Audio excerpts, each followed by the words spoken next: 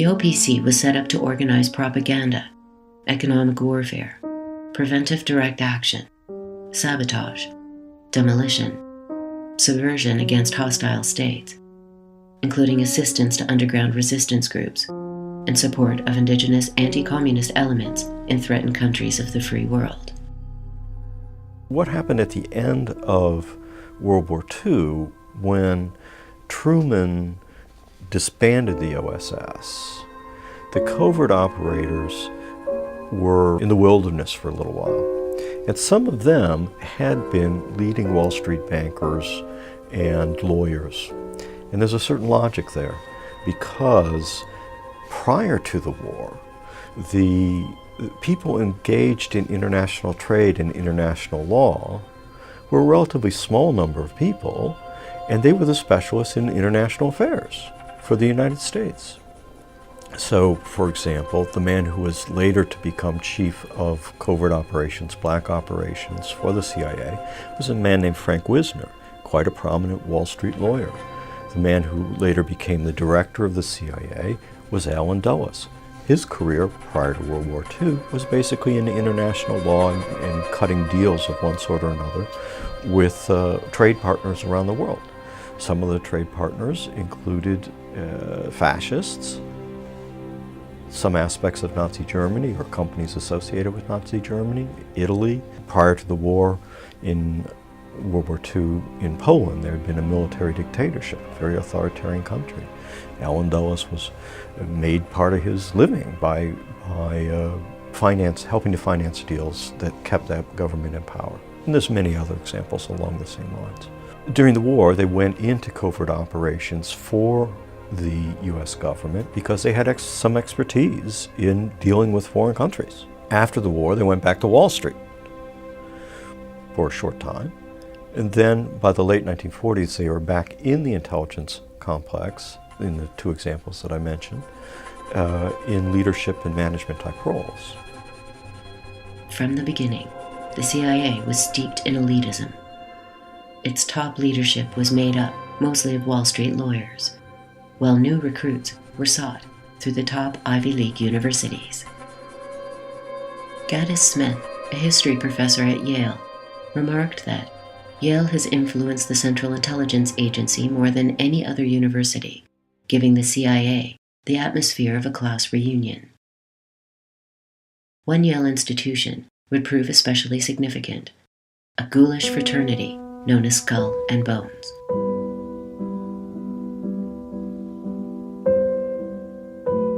Its membership has included some of the most powerful figures in American history.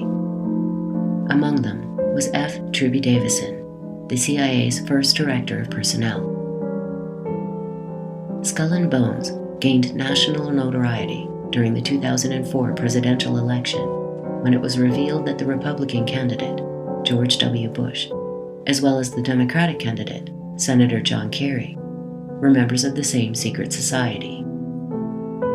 The meeting place for members of Skull and Bones is known as the Tomb. Inside are dozens of human skulls, including those of children, as well as that of the famed Apache warrior, Geronimo. According to internal records, Geronimo's grave was pilfered in 1918 by George Bush Jr.'s grandfather, Prescott Bush. When in 1986, Geronimo's great-grandson demanded the skull's return, the Skull and Bones Society refused. You both were members of Skull and Bones, a secret society at Yale. What does that tell us? Not much, because it's a secret. Is there a secret handshake? Is there a secret code? I wish there were something secret I could manifest. I think the role of most of the secret societies like Skull and Bones, they have histories, as I say, in terms of the splits within the class and also class hegemony.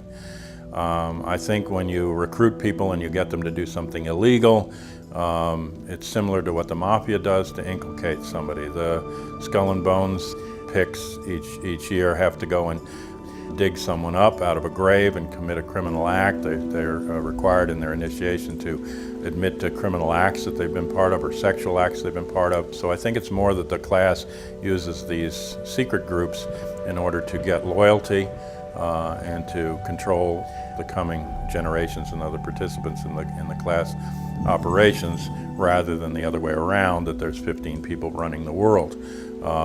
They do put those people, once they're chosen, into positions of power, and that kind of choosing goes on with or without the secret societies. And you get a concentration of power and decision-making into a very few hands, whether or not they're interrelated that way. The culture of the secret society would find a parallel in the new intelligence agency. Internally, it was known as the Company.